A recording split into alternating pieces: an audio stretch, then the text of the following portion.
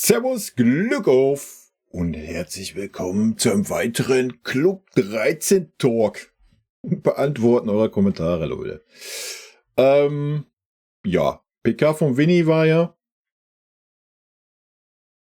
Habe ich ja schon mal zu gesagt in dem anderen Kommentarvideo. Aber wir gucken mal, was ihr sonst noch zu sagen hattet.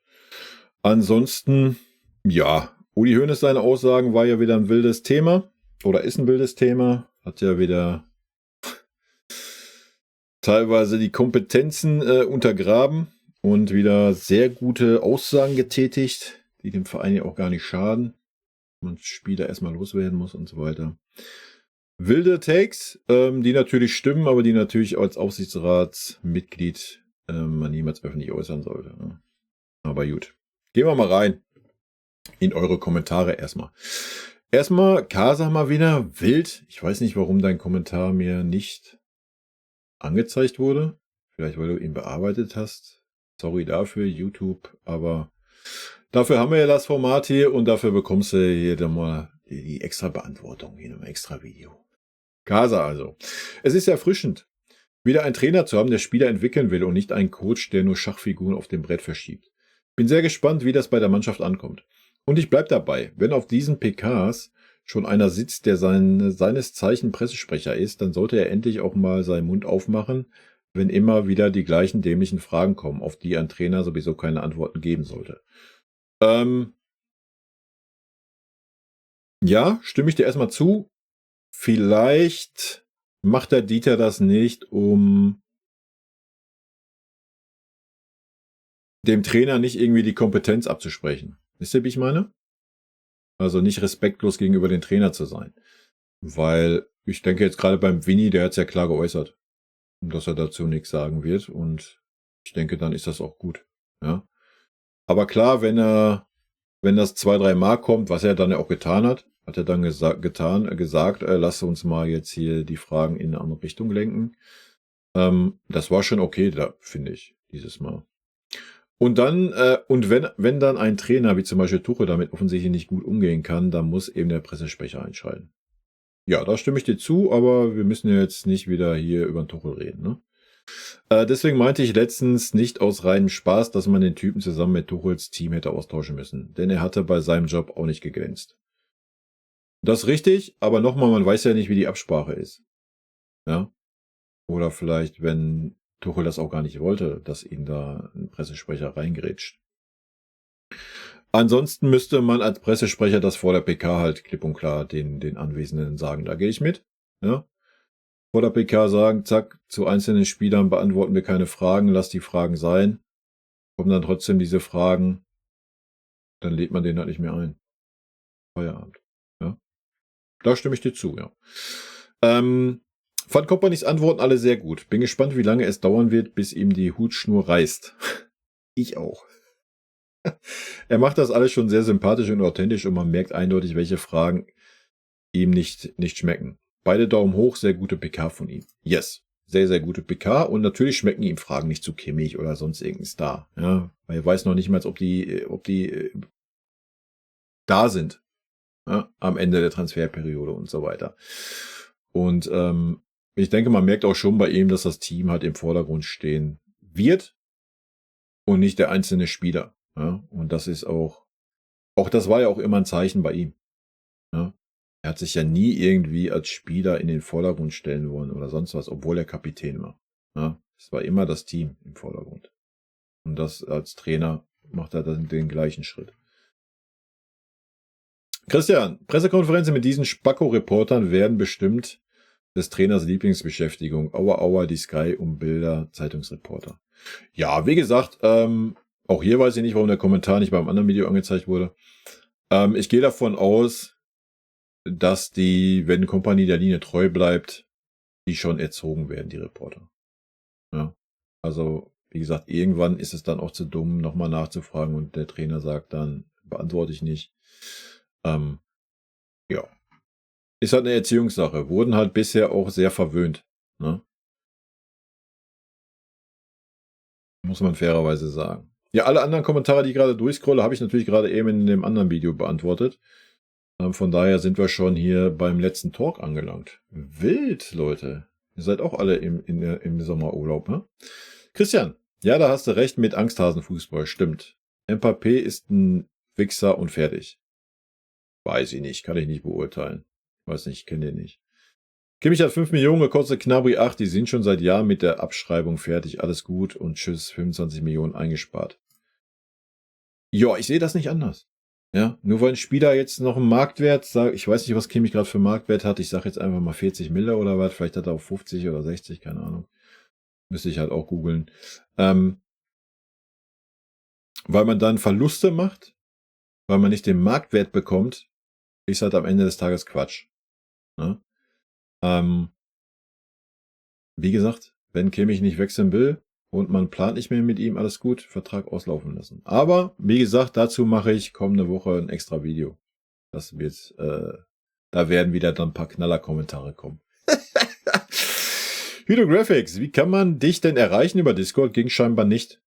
Ja, haben wir gerade geklärt, ne? Zagos halt. Ich guck gleich mal, wenn du mir geschrieben hast.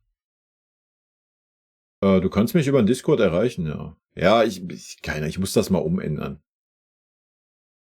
Discord ist halt ein bisschen verwirrend. Das Ding ist halt, ich habe halt nur einen Account. Und wie gesagt, ich kann halt auf dem Red Munich Server mich Red Munich benennen. Aber wenn du mich dann privat anschreibst, wird da Zagos halt stehen. Das ist halt ein bisschen weird. Okay.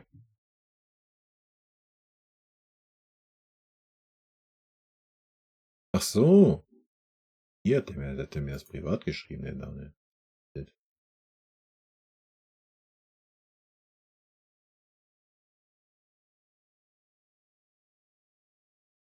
Ja, ich muss mal meine privaten Nachrichten echt durchgucken, ne?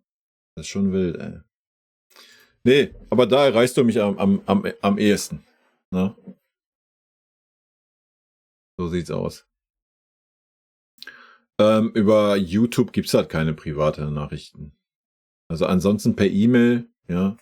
Per E-Mail oder Discord halt. Und ja, Zagos bei Discord, wenn du mir privat schreibst. Ja. Cool wäre dann, wenn ihr mir schreibt, dass ihr mir reinschreibt, wenn du anders heißt, dass du das bist, dass ich das zuordnen kann. Das wäre gut, weil wenn mich da irgendwelche Leute sonst anschreiben, ignoriere ich das halt auch. Weil ich nicht hier... Mich schreiben da halt viele Leute an. Sagen wir es so. Was ihr Bescheid wisst, Leute.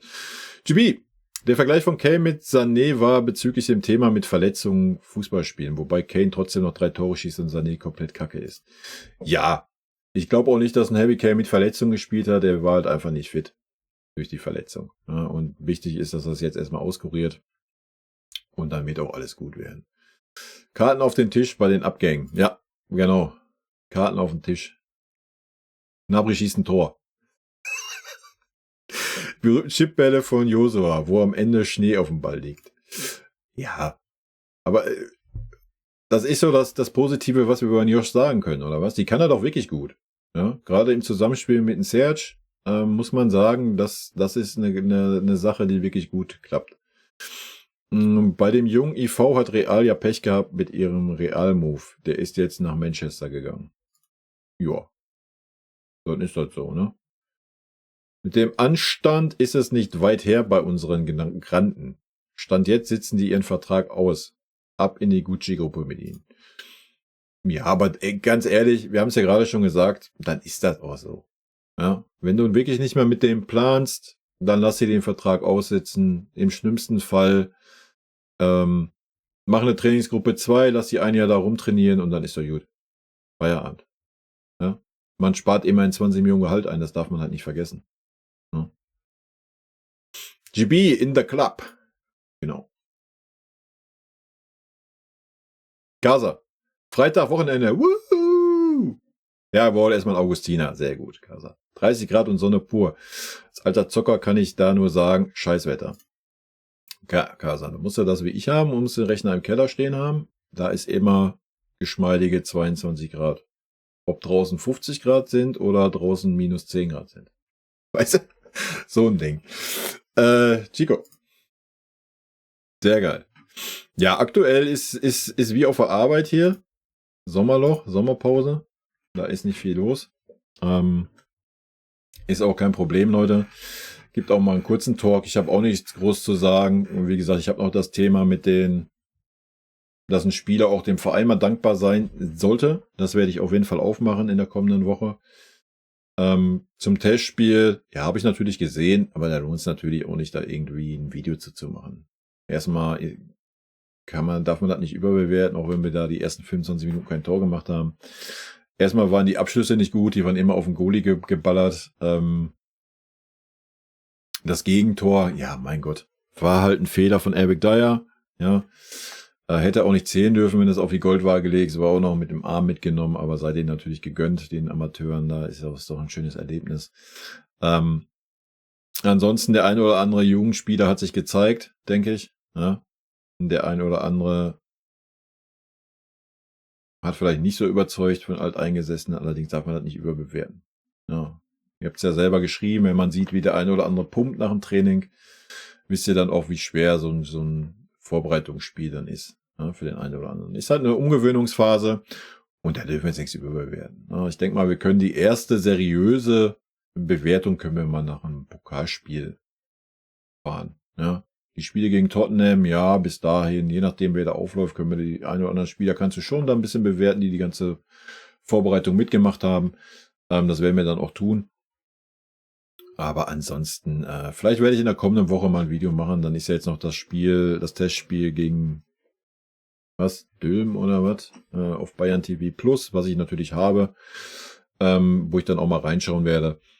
Und dann werde ich in der kommenden Woche mal so ein kleines Fazit dazu machen zu den beiden Spielen, aber da müssen wir jetzt nicht groß in die Bewertung oder sonst was einsteigen. Das ist der Kille-Kalle, wa? Und ansonsten schauen wir mal, ob in der kommenden Woche ein bisschen Bewegung reinkommt in den Transfermarkt. Bisher ist ja relativ wenig Bewegung auch bei den anderen Top-Clubs da. Wie immer, ja. Das meiste kommt ja immer erst in den letzten 2 Wochen gefühlt, weil dann wissen ja auch die meisten Spieler erst, ob mit ihnen geplant wird oder nicht und so weiter. Von daher mal abwarten. Ich denke, es kann bei uns so eine heiße Phase werden. Aber wir sind gut aufgestellt, finde ich persönlich, mit den 3 Neuzugängen. Ja, es wäre schön, wenn noch 1, 2 kommen würden, aber dafür müssen halt auch erstmal 1, 2 Spieler gehen. Da gehe ich mit. Und ansonsten muss man halt mit den Jugendspielern, die ja auf jeden Fall da sind und das Potenzial haben, klarkommen. Ja, ich denke auch, das sollte kein Problem sein. Und dann kann man halt in der Winterpause nochmal schauen. Ja. Gut, Leute, rot-weiße Grüße gehen raus. Ich wünsche euch ein wunderschönes Wochenende. Und ja, wir hören uns in der kommenden Woche auf jeden Fall hier auf dem Kanal. In diesem Sinne, vielen lieben Dank, dass ihr hier mich unterstützt mit eurer Mitgliedschaft. Und ja, ich wünsche euch eine schöne Woche, Leute. Tschö, bis nächste Woche.